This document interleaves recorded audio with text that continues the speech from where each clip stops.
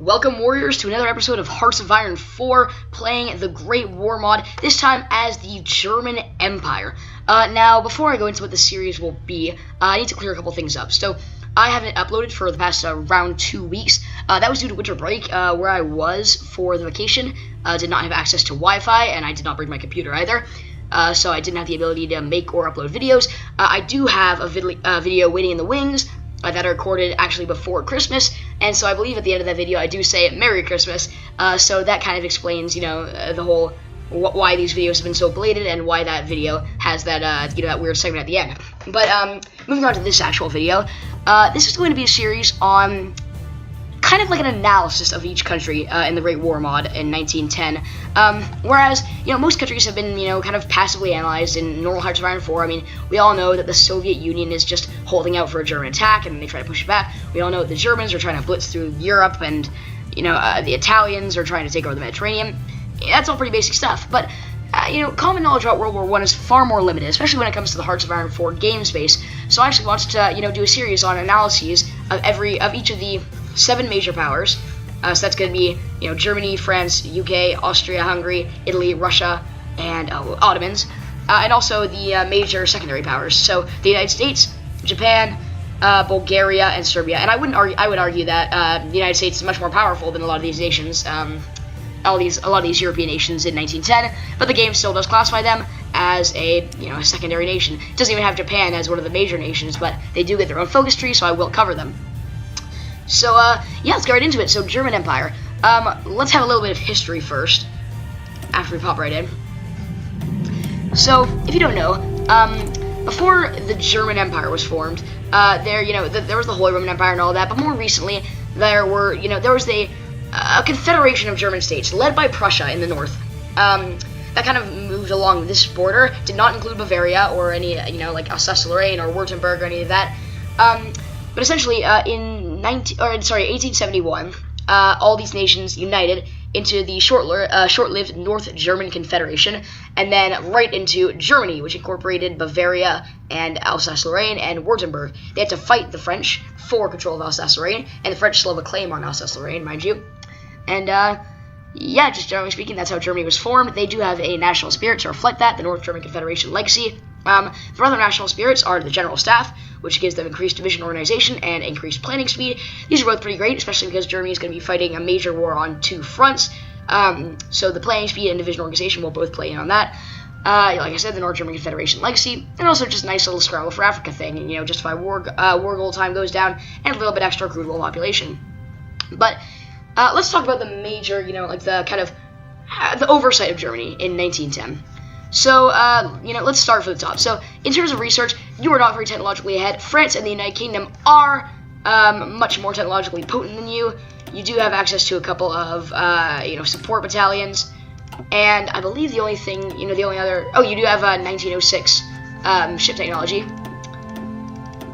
Nothing else in that regard. But you do have new surgical instruments. That does give you a slight advantage in industry. Just, saves you, around 81 days in terms of research time. But yeah, so generally speaking, what you want to do at the start, for Germany, as with any nation, is go for all the production technologies, especially human power transport, basic hand tools. Oil production is alright. The oil isn't actually what I do it for. I do it for the resource gain efficiency, but it's up to you. Mechanical computing. Oh, and, whoops. Yes, you can either go for war medicine, the vest pocket camera, or oil extraction. Really, you can do whatever you want. I'm going to go for oil extraction here. That's my personal preference, but that slot is pretty debatable. In terms of civilian factories, you are an absolute industrial juggernaut. You're going to be, the center of the industrial world, and you're going to be easily outproducing most, if not all, other nations in the world, or maybe not the United States and the United Kingdom. Not actually too sure on their industrial capabilities, but you'll definitely be a big industrial juggernaut in Europe. So you can see I just set up some civilian factories to build. Your consumer goods are quite high. You do currently have the law of partial mobilization, which is pretty beneficial, but war economy is still much better.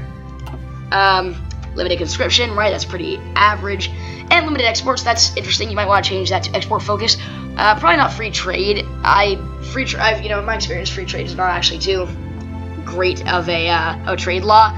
80% resources to market is not worth it for just 5% bonus on some of your things, like also your research time and construction speed and all that. That's 30% of your resources, and when you're such a resource-rich nation like Germany, I mean, look at all this iron, timber, or wood, coals, aluminum, tungsten. You don't really want to be giving so much of that away, especially because, like I said, you'll be a huge industrial power.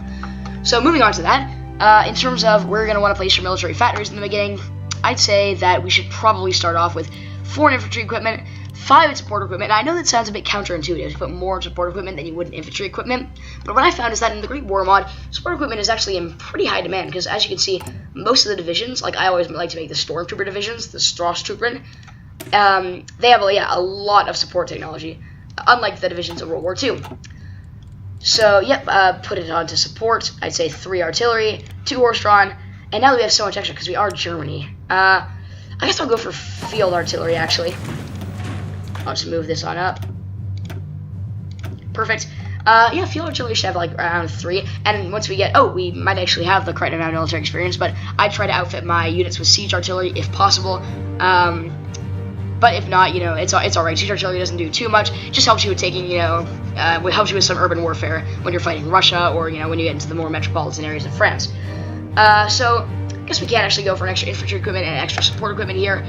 Maybe an extra horse-drawn vehicle, field artillery, and we'll round it off with the last bit of siege artillery. Now, like I said, Germany has plentiful resources. That is, not a question. So you probably won't be needing to import too many materials, which is very good for your economy. You want to keep that up if you can. For the ships, actually, we'll just try to finish out the production that we already have. We do need to import oil. That is one thing that you're going to need to be working on.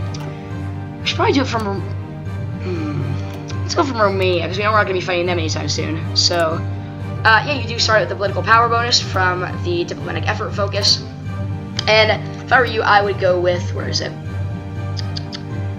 I guess Germany doesn't have one. It's the, like the industrialist guy, right? The guy who gives you increased civilian fat reconstruction speed. I guess they do not have one. So actually, in that case, I'd either go for the silent workhorse to get that political power gain early, or the popular figurehead, oh no, you can't do this guy. Yeah, I go for the let's just go for the silent workhorse here. It's just a safe pick. You'll get more political power. No one gets hurt. For national foci, Germany has a couple of interesting national foci. You have essentially 2 trees from your, or well, actually, 4 trees from a political effort, from your political effort line. The first major decision that you're going to make is to either reinforce the Kaiser's authority or contest the Kaiser's authority, and this is very important because it will take you down an entirely different path depending on what you choose. Reinforcing the Kaiser's authority is the kind of line that Germany took historically, with increasing militarism, constricting military youth, and eventually leading to a fascist coup, but that was much later down the line.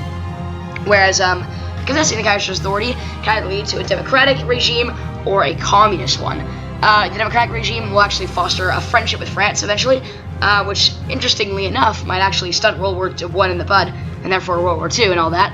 But if you go for the communism, trust me, you're going to be fighting everyone. Maybe not even the Austro-Hungarians or the Ottomans will stay on your side after that. Although communism is quite strong in this, you get the reign of terror, indoctrination, and the political commissar. So, I guess that's up to you. But in terms of diplomatic stuff, you do have a little bit of African stuff. Restructured Deutsch East Africa, so German East Africa, which just gives Tanganyika a couple more air-based infrastructure, and the Schutztruppe deployment. I don't know what Schutztruppe means, but I believe that you just send some troops to garrison the colonies. For asserting German position in the West, this is basically, kind of instilling the anti-French policy in the minds of your politicians and in your soldiers. It'll eventually, this is, like I said, the route that Germany historically took. It'll eventually lead to World War I. Yeah, there's a bit more about reinforcing the colonies here. The Agadir crisis with Morocco, and the Schlieffen Plan. Eventually, they had to make a lot of alterations to the Schlieffen Plan to, compensate for the whole Belgium problem and all that. But that's the general idea. In terms of renewing the Triple Alliance, supporting Italy, supporting Austria-Hungary, it doesn't really matter. Supporting Italy will give you a higher chance of actually bringing them into the fold of your Central Powers, but it's still unlikely. Italy is much more likely to go with the Entente. Austria-Hungary is already in the Central Powers, so there's no real concern there. As you can already see, yep, Central Powers, and the Entente's already all together as well, so. Then we have, yes, after this, you get to send German military advisors to Italy and Austria-Hungary.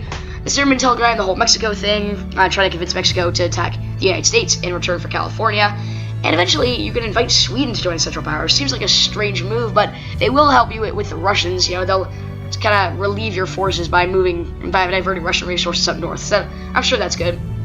Yep, fighting the Ottomans, the Berlin-Baghdad Railway. That's, you know, a railway from Berlin down through the Balkans, through the Ottoman Empire, and into Baghdad. So that's pretty crazy. Pretty, you know, extensive project, but, you know, I'm sure the might of the German Reich can pull it off. And the Eisenkorps. So this is just going to give you a bit of extra manpower, and it's going to be a great boon to the Ottomans with an extra 25,000 manpower. So you definitely want to do that if you trust the AI to do their part and fend off the Russians in the Caucasus, and also fend off the British in Egypt. So we also had the secret alliance with Romania. You may know about that. You know, Germany and Romania weren't allies during the First World War, but they had, you know, kind of diplomatic connections. And then your anti-Russian policy, preparing for war, like I already said this all earlier. And then your generic, you know, Navy, Army, Air Force, and infrastructure. So those are your national foci. I would go with political effort and straight into reinforced Kaiser authority if you're going for an average game. But more importantly than any of that, we're already getting resources from Romania, no big deal about that. More than any of that, you need to understand how Germany is meant to be played, like the essential essence of Germany in World War I. So, unlike in World War II, where Germany is by all means the aggressor, they're going to be blitzing across here. Blitzing, you know, they're going to be taking over Poland, blitzing through there. They're going to be messing with Austria, Czechoslovakia, it's all going to become German, right? In this game, no. There will be no territorial expansion until the actual outbreak of the war. And even then, it's going to be a very stagnated front. You know, it's going to be a very stagnated fight on these front lines. You know, Germany was not in the dominant position it was in World War II, at least the beginning of World War II. It wasn't as dominant as it was, in World War I. So, if you can actually manage to take the French and the Russians out, you should have a relatively easy time dealing with the British. They're not too intelligent with their fleet. They'll probably just kind of, you know, scatter it around here. You'll be able to push through if you're smart. Especially if you get Sweden in the alliance, you'll be able to do something from the Baltic Sea. But overall, I'd concentrate on taking out France.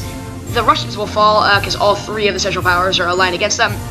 If you can, reinforce the Ottomans. They will be, succumbing to British attacks pretty easily if you do not. They're probably going to lose Libya to the Italians as well, in all likelihood at least. And you can also see the Kingdom of Bavaria here. This is your puppet state. There's a focus to next to them pretty early on, so don't need to be concerned about them. And, that's basic Germany. Another big decision you have to make is to either attack Belgium. Oh, actually, do you get the choice? Well, they're already guaranteed by both Britain and France, so if you do attack Belgium... Oh, actually, no, wait, important note, this is actually a bit ahistorical of the Kaiserreich developer, or the Great War developers. In my opinion, the United Kingdom should not be in the Entente in the beginning. It was France and Russia in the Entente. The United Kingdom only joined after German invasion of Belgium, which was a British ally. Sure, maybe the British wanted to join the war, that's up to debate, but the point is that, legally speaking, they joined because Germany invaded Belgium. It hypothetically would not have happened if they had just attacked France and Russia, and frankly, they might have been able to win the war if it had gone that way. So I think it's a bit unrealistic that no matter what you do, England's going to be drawn to the war, even if you leave Belgium alone, but, you know, the mod's the way it is, so I guess it doesn't really matter if you attack Belgium or not. Just go do it, get your extra, your front line to France, and because the Maginot Line is not yet constructed at this point in time, you can see 1 fort, 0 forts, and even Alsace-Lorraine, 0 forts. It won't be too much of an issue to push through here. You just want to make your front as wide as possible because you will have an overwhelming force. Speaking of overwhelming force, you can see our enormous German army here. If we just take, you know, this half, pop it into, let's say, Duke Albert of Württemberg, can we get it? Set these guys up for an attack on Paris. And then the rest of our soldiers for the Russian front. We're going to want to put more people on the Russian front, solely because, you know, it is a larger front. There's a lot more land to cover as well. So I'm actually going to go like that. We'll see how that turns out. But, yeah, that's how I would arrange my troops. You know, invasion of Denmark and all the other, you know, historical World War II German subjects of conquest is optional. But overall, that's the basic essence of Germany. Another important note is that you're going to want to maintain your colonies if you can. It's very beneficial to you to push up through the United Kingdom's chunk of South Africa, call it your own, and hopefully, you know, kind of win the African theater and push up to Egypt if you can before the Ottomans are really being dealt with in the Levant. That'll allow you to have full control over Africa. The Ottomans will be pushing more against the Russians, and that should basically secure your interests and win you the war. If you can win Africa, you win the war, is what I'd say. Then there's the question of Italy. That is interesting. Austria-Hungary is not too big of a fan of Italy. You probably could have guessed that from, you know, my other videos. Italy and Austria-Hungary have always been at odds, and, you know, that's no more true than in World War I. So the Austro-Hungarians will not take kindly to Italian participation in your faction. In fact, the Austro-Hungarians might even want to go to war with the Italians, and the Italians would be happy to oblige. But if you can get the Italians on your side, it'll be a huge relief for the Austro-Hungarians, who won't be expecting it because the area is kind of dumb. They won't even position troops on the border, and you'll open up another theater with France, another front rather. So that's always great for the war effort. I would try to do that if you can. Definitely go for it. What else? I'm gonna run the game for a couple days. Welcome to the Great War. We're just gonna go with not today. Romania's goods are quickly being chewed up. And are we actually trading out any goods? Exported. We're exporting some tungsten and a lot of wood and a lot of coal and a lot of steel. Wow, that is a lot of steel. Jeez. Especially on more civilian factories, but I guess a lot of them have gone to consumer goods, so who knows? Today I'll be going on this political effort. Oh, I forgot to mention, like I said, try to outfit your stormtrooper divisions with some heavy artillery if you can. We don't have the experience for it right now, but I'd recommend lining this all with heavy artillery and just putting your support artillery back here. Maybe if you want, go for 1 heavy and 2 normal, or 2 heavies and 1 normal. It's all your decision, but I would put a line of artillery in the back of these infantry divisions. When you get the technology too, always go for the Strass Panzerwagen. Don't know what that means in German, but essentially your armored cars, the equivalent of tanks until like 1917 in the war. I would use those if you want to blitz through France, metropolitan France, you know, like sneak around Belgium, maybe go for a naval invasion into, you know, Dunkirk or Calais or Cherbourg or Brest, or, you know, try to push from the back with some armored vehicles, and that's basically what I'd recommend. That's basically Germany. Make sure that you're ready to fight a war on 2 fronts. You will have help on the latter of those 2 fronts, though, with the Russians, but you're going to be having a lot of trouble with the French, especially with British support. And I'm not sure how much the British will navally invade you, because I normally play as them when I'm playing World War I, but I'd say now Britain would be quite apt to, you know, attacking you, you know, around the Kiel Canal or just somewhere above Berlin in the Brandenburg region. So I'd watch out for that. And yeah, I hope you guys enjoyed this video and this strategic analysis / guide on Germany. I'll be doing a lot more of these with every other country. Those are going to be a bit more well researched because this German one was a bit, you know, scrapped together. But yeah, overall, hope you enjoyed, and I will see you guys next time. See you later.